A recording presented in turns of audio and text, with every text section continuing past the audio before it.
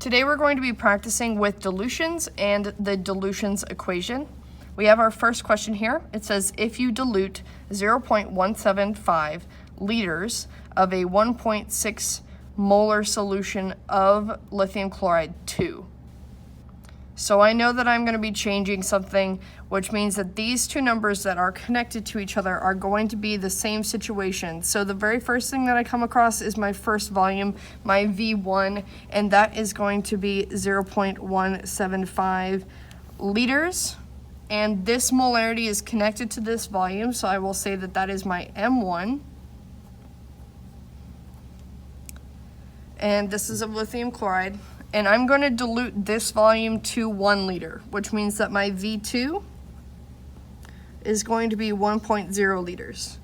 I need to determine my new concentration. My concentration will be in molarity, and I know that I do not know it. Now my initial equation is going to be M1 V1 equals M2 V2. I'm solving for M2. Since I'm solving for M2, I need to get rid of V2 because it's messing with my M2. It's currently being multiplied, so I need to divide both sides by V2. And that will leave me with the equation M2 is equal to M1 V1 divided by V2. And I can go ahead and plug everything in. So my M1 is 1.6 molar times my V1, which is 0.175 liters, and I will divide it by my V2, which is 1.0 liters. Liters is at the top and the bottom, which means that it will cancel. I can go ahead and plug that into the calculator. So 1.6 times 0.175 divided by 1 gives me the lovely molarity of 0.28, and this will be molar. Since this is of lithium chloride, I can also go ahead and attach that it is 0.28 molar lithium chloride. This second question says you need to make 10 liters of a 1.2 molar potassium nitrate solution. What molarity would the potassium nitrate stock solution need to be if you were only allowed to use 2.5 liters of it? Now, it doesn't actually matter what you say is the initial and which is the final, just as long as you keep those numbers together, but I will go ahead and follow what this is actually implying. I know that this is going to be my final solution because I know I need to make this. So that 10 liters is going to be my V2. And I know that that 10 liters needs to be of a concentration of 1.2, so that's going to be my M2. It says what molarity would the stock solution need to be? Anything that's stock is going to be my initial. It's what I pull off of the shelf. It's not exactly in what I need it to be, so I'll almost always need to change something about it. And I know that I'm only allowed to use 2.5 liters of that stock solution, so that V1 is going to be 2.5 liters. My initial equation of M1 V1 equals M2 V2. I'm solving for M1 this time, which means I need to divide both sides by V1, and that will leave me with the equation M1 equals M2 V2 divided by V1. And I already have all of those, so I can go ahead and plug it in. So my M2 is 1.2 molar. My V2 is 10 liters. And my V1 was 2.5 liters. Liters is at the top and the bottom, so it will cancel, leaving me with molar, which is an appropriate unit for molarity, so I can go ahead and plug it into the calculator.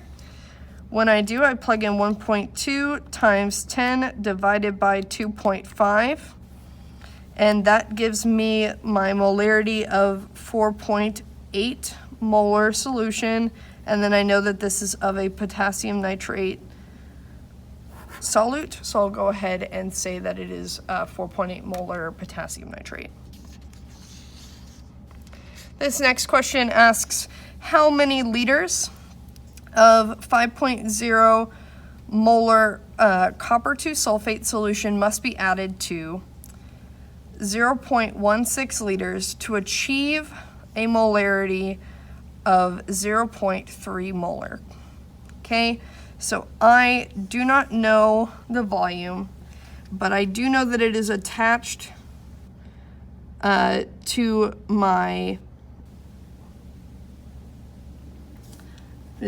one of my concentrations.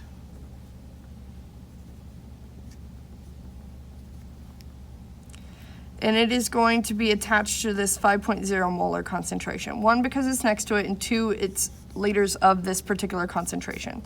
So again, it doesn't super matter which I choose to be M1 or V1, but I know that I'm trying to achieve a different molarity. So I'm gonna go ahead and say that this many liters is gonna be my V1. And so my V1 is a mystery. But I do know that my M1, my initial concentration of that solution, is 5.0 molar. And I know that my new solution, what I'm looking to create, has a volume of 0.160 liters and a new concentration of 0.30 molar. So again, initial equation is M1V1 equals M2V2. I am looking to isolate V1, so I will divide both sides by M1. We'll cancel it over here, and it will leave me with the equation V1 equals M2V2 divided by M1. I have all of those defined, so I can go ahead and plug everything in. My M2 is 0.30 molar. My V2 is 0.160 liters.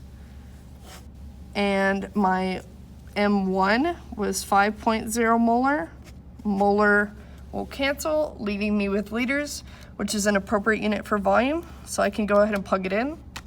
So 0.3 times 0.160 divided by 5 gives me an itty bitty number. It gives me the number 0.0096.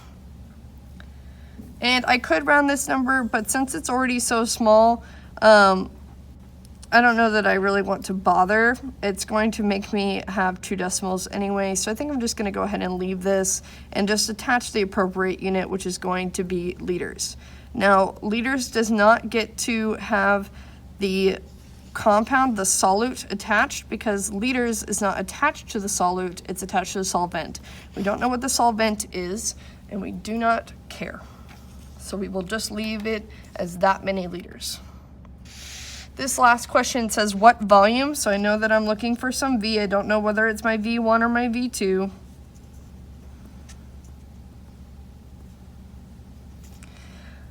So what volume of 4.5 molar hydrochloric acid would be needed to produce? So this volume is going to be my V1 again.